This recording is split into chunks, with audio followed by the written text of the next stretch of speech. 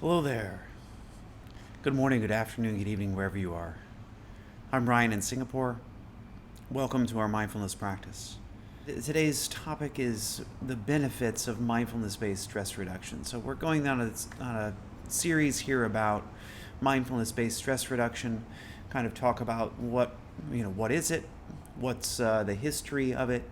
Today's topic is about what are some of the benefits that you can expect from mindfulness-based stress reduction. And so, as I always try and do a little bit of research before I come on, and this one in particular, I think a lot of the information that I had, and I think what's going on these days is that the claims of what mindfulness and what MBSR can do become more conservative as time goes on. Originally, a lot of the claims that I had seen were from John Kabat-Zinn's book, which is Full Catastrophe Living. So really, if you're looking for kind of an instruction manual and a lot of evidence about what is mindfulness-based stress reduction, some of the nitty-gritty as to how it works, what the course entails, and what the benefits are. When John Kabat-Zinn created it, this is the book that he wrote about all of that. So there's a lot involved in that book.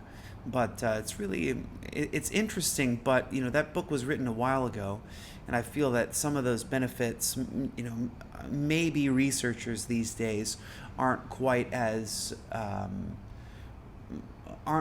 bold to make the same claims that John Kabat-Zinn made.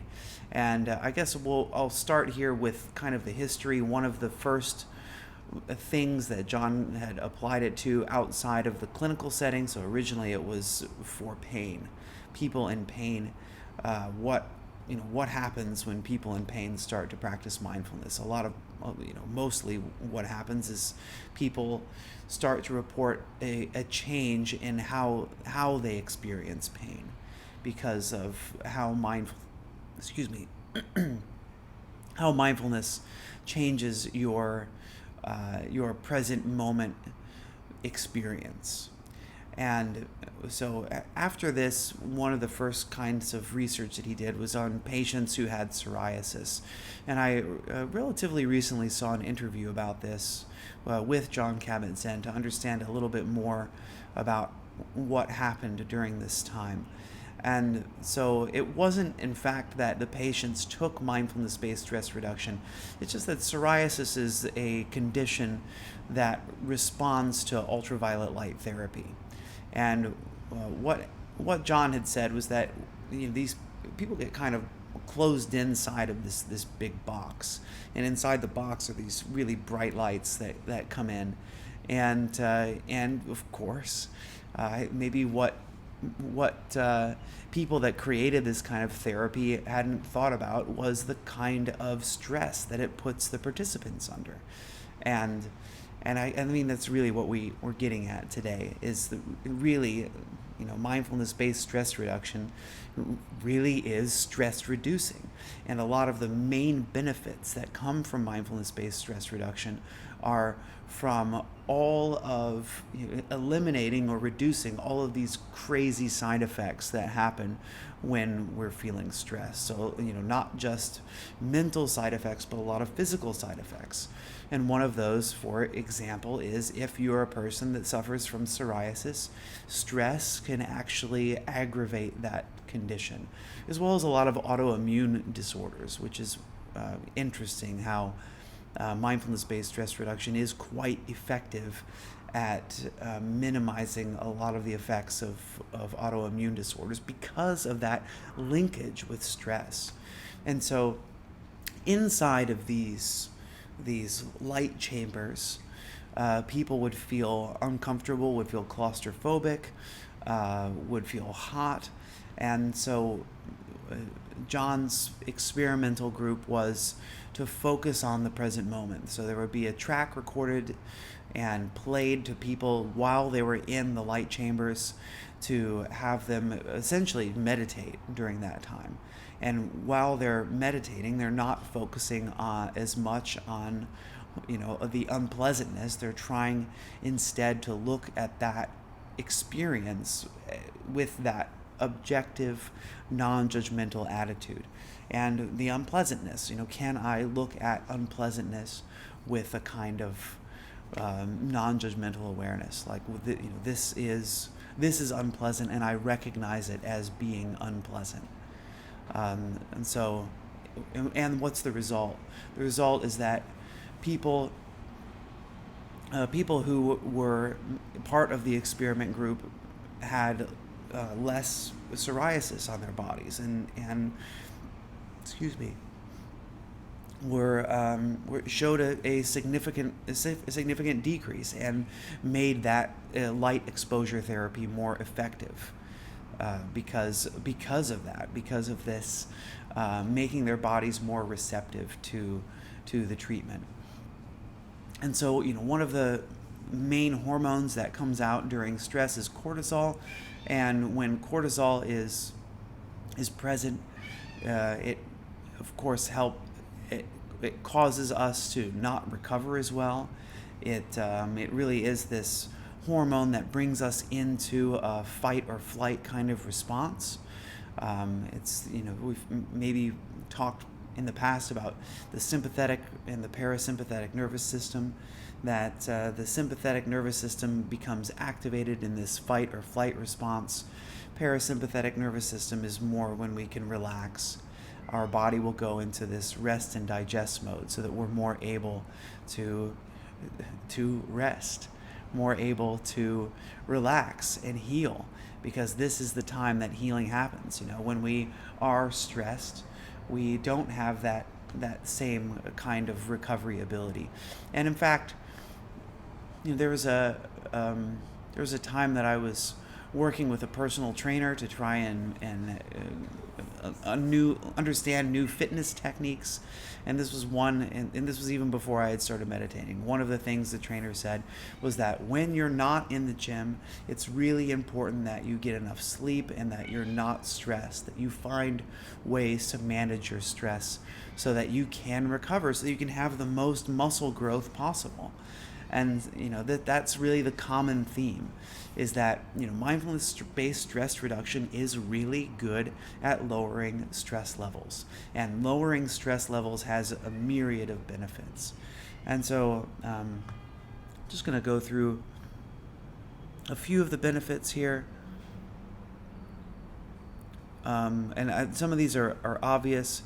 So what are some of the symptoms of stress? Constantly feeling anxious or worried, feeling irritable, agitated, and easily annoyed, argumentative and defensive with friends and family, restless sleeping, low levels of energy, often waking up feeling tired because, of course, we're not able to rest well, having a restless and frenetic mind, often self-critical and or critical of others, feeling flat or uninspired, having difficulty concentrating, skin rashes and conditions, clenching your jaw muscles and grinding your teeth at night, headaches and migraines.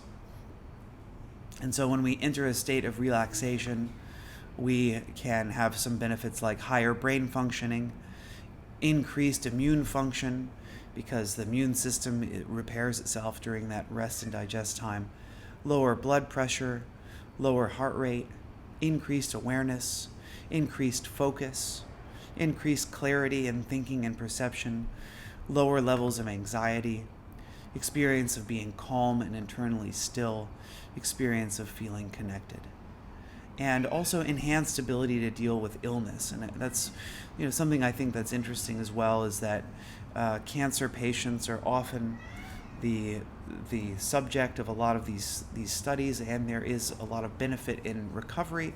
And I think in time we'll see that relapse of cancer there will be data to show that there's a lower relapse rate of people who are mindful. But I think that claim is, although probably true, is a bit too bold for scientists to make that claim as of right now. So these are some of the benefits. I'll get to the chat here shortly, but first, let's do our meditation. So, welcome everybody. We'll get into our period of 10 minutes of, or 15 minutes of meditation. And so today, we'll go through a bit of body scan, but also focus a bit on breath.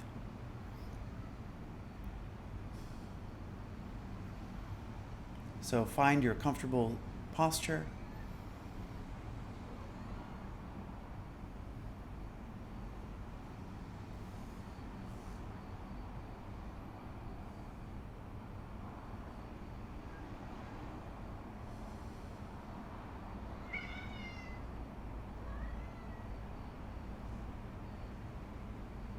And see if you can notice the places where your body is in contact with the supporting surface. Grounding into your posture. And so sometimes it's hard for us to notice what's going on in the present moment. If I ask you to pay attention to your breath, maybe the sensation of breathing is too subtle for you to notice. So is it possible for you to instead, at this moment, notice where the body is in contact with the supporting surface? Feel the pressure.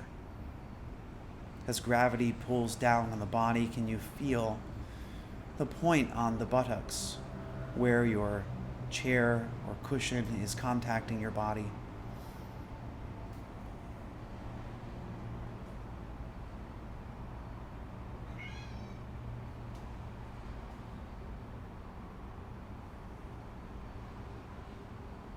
How about your legs? As you sit here, are your legs in contact with your chair or your cushion? Are your feet on the floor? Can you feel the sensation of the pressure on the soles of your feet? And I'd ask you to also investigate with curiosity. Can you notice the pressure profile itself? So, where is the pressure greatest?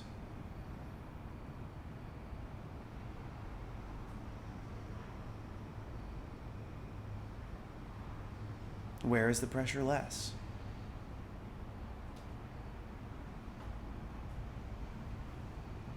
And then, of course, there are areas where the chair is no longer touching the body. So where is that point? And in fact, the chair or cushion may not be touching the body at all. It could be that the cushion is touching your clothing, which is touching your body. Maybe you can feel the details of the fabric of your clothing.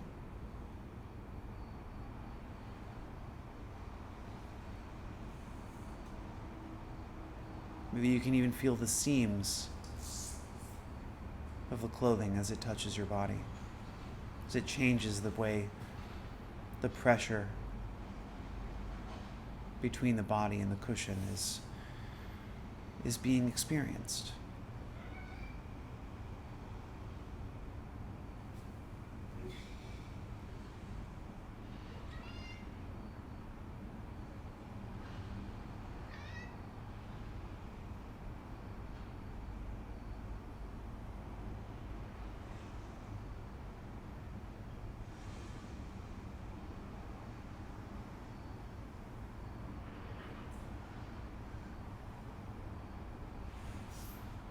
So have you taken time to absorb all of this information that's coming in about how the supporting surface touches the body?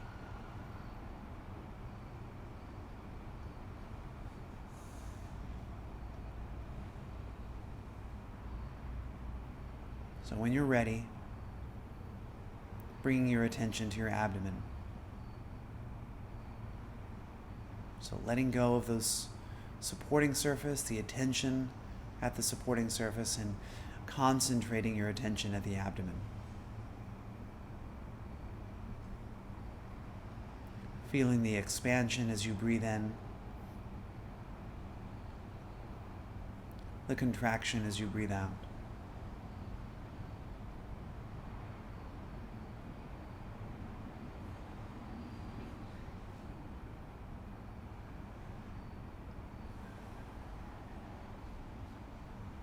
And if you're having any trouble feeling that expansion and contraction, you can always place your right hand across your chest, your left hand on your belly.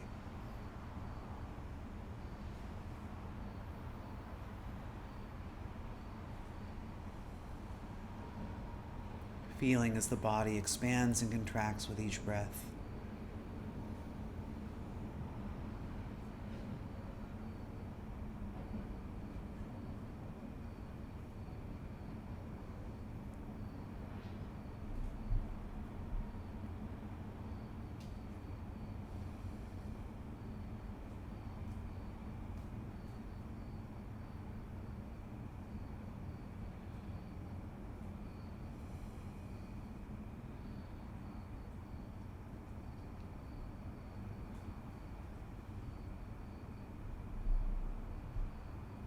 Holding attention here, concentrating attention.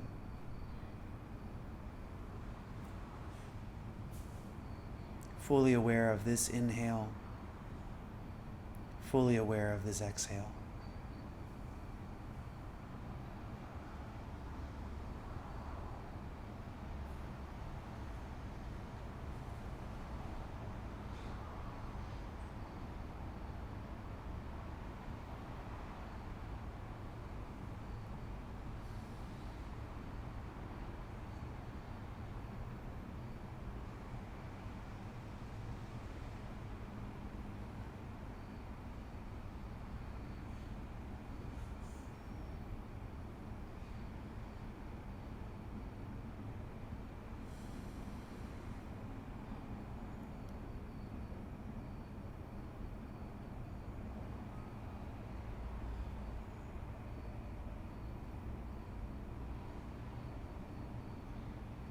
And if at any point in time you notice that your mind has wandered away from the breath, seeing if you can gently let go of whatever it is that distracted you. Refocus your attention back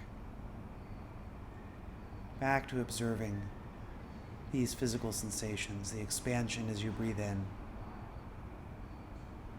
contraction as you breathe out.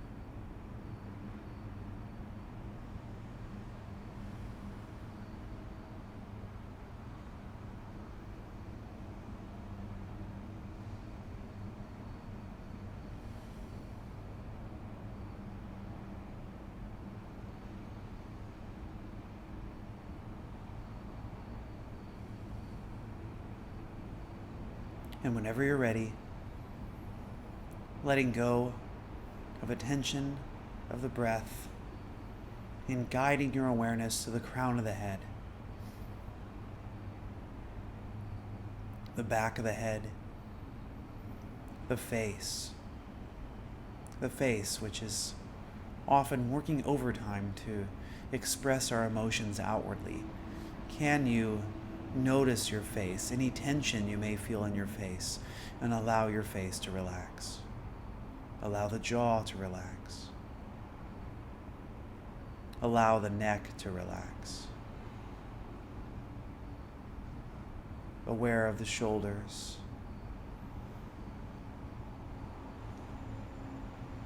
Aware of the arms.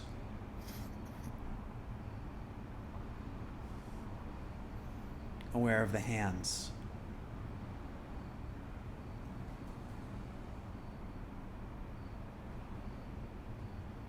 Aware of the chest, the movement of the chest as you breathe.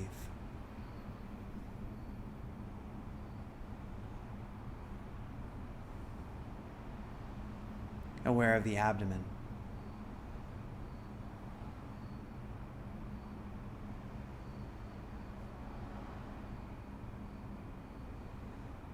Aware of the upper back. Also aware of any tension that may be here. Seeing if through awareness we can begin to let go, can begin to relax. Aware of the lower back.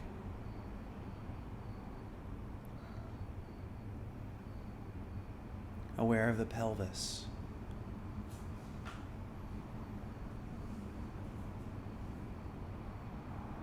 Aware of the right leg.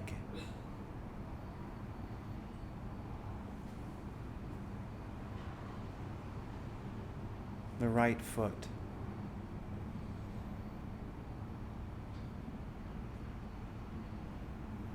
The left leg.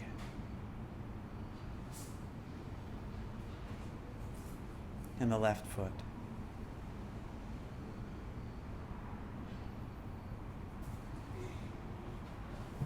And now, can you bring your awareness to your entire body?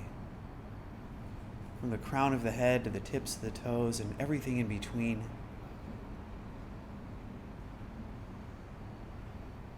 Can you feel this body here and now? Breathing.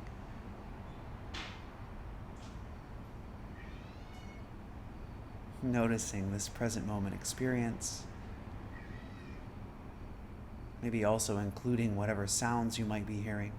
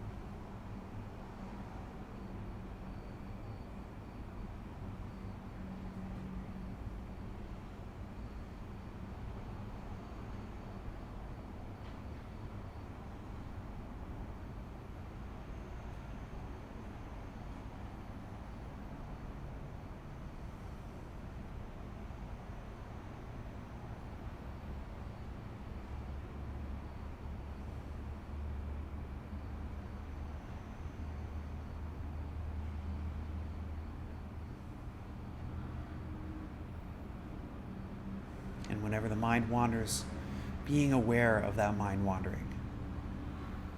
Again, not giving yourself a hard time about it. It's natural for the mind to wander. Just gently letting go. Coming back to awareness of the present moment of the physical sensations of the body.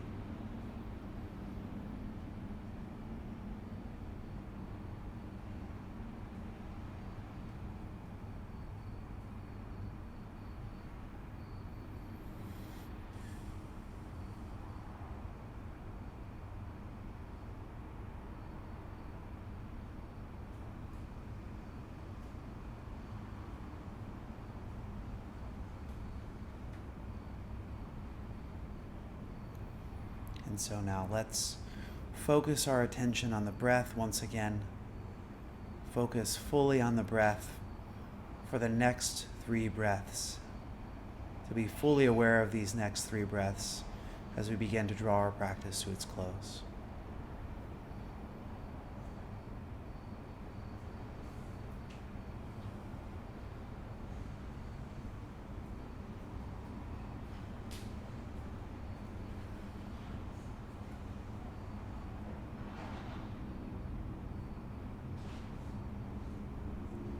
Whenever you're ready, feeling free to open your eyes, stretch out,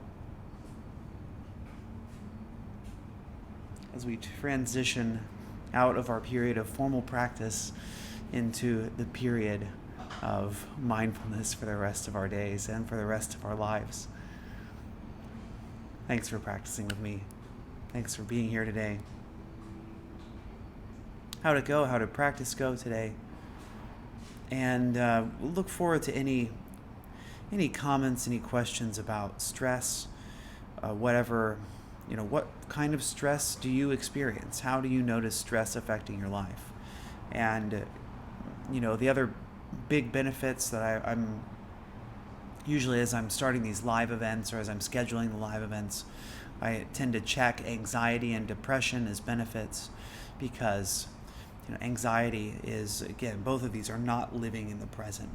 The anxiety is looking into the future about all of the things that could go wrong and usually not being in control of that process. And the present moment.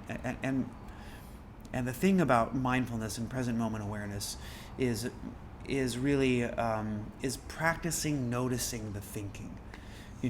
That's something that as we try to keep our attention on the present moment, that's something that you can't help but notice, is that when your mind does wander, and when the mind wanders, can you start to be aware of that process of mind wandering? And so this practice of watching the mind wander is something very useful when encountering and improving our symptoms of anxiety. So we are seeing ourselves unwillingly looking into the future and worrying about the future, or depression, kind of the looking into the past and seeing all of the, I'm bad because of all of these things that happened in the past, instead of really looking at who it is that's right here, right now. So that's really, those are, I think, two huge benefits of mindfulness-based stress reduction and mindfulness in general.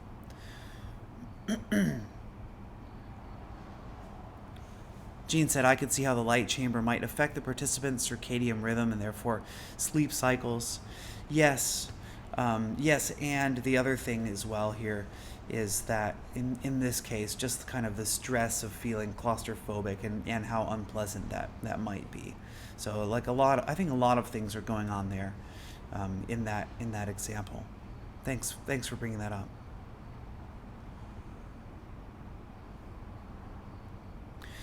Jean said, I caught myself anticipating the transition from focusing on the chest to the abdomen. As I caught myself, I brought myself to following the guidance. Thanks, Jean. Thanks for sharing. And that's interesting, too. And again, I think that's really what's powerful is noticing those times when we are not in the present and practicing coming back to the present. And practicing being aware of what those thoughts are as well. Thanks for sharing. Rachel says, went well, stayed awake, noticed every distraction, noticed how one thought led to a logical next thought and stopped, but then got distracted again. Happened throughout except when focusing on the breath. Thanks, Rachel, so much, because I think you've described exactly what my meditations are all like, and probably what a lot of people on here experiences their meditation is like as well. So thanks so much. That's it. The thought train, right? The thought train example. Are we going to get on the train, or are we going to stand on the platform and watch the train go by? That's the challenge. Again, I think a few weeks ago, I talked about, hey, don't get up from your meditation to write down your brilliant thoughts. If it's a brilliant thought, it will stay there till the end of the meditation, because you do interrupt that practice of, this is the thing, right? Is that not only do we have negative thoughts as we leave the present moment, but also positive thoughts. And so this is our time to practice, our practicing that awareness, so that we have better awareness of those thoughts as they come and go, and so that we have better ability to know, what do I do with those thoughts? And then, of course, the ability to see those thoughts clearly and non-judgmentally. Just, this is a positive thought, this is a negative thought. without needing to react to those thoughts in any other way. I could notice I was crabby today instead of being unawares of crabbiness. Thanks, Cece. Thanks everybody for being here. If you don't follow me on Insight Timer, and today's your first session, please follow me on Insight Timer. That's helpful for me to bring awareness of others to my practice and my live events and my recordings and stuff like that. So I'd appreciate that. And well, it's come to the end of our practice, so it's time to send out some well wishes to ourselves and to each other. So let's do that. You can repeat after me. If you can repeat out loud if you like, or you can repeat in your mind. May I be happy and peaceful. May everyone watching, listening, wherever you are, I wish you all happiness and peace. And may all sentient life around the universe, wherever it is, especially to those who are suffering, may we all be happy and peaceful.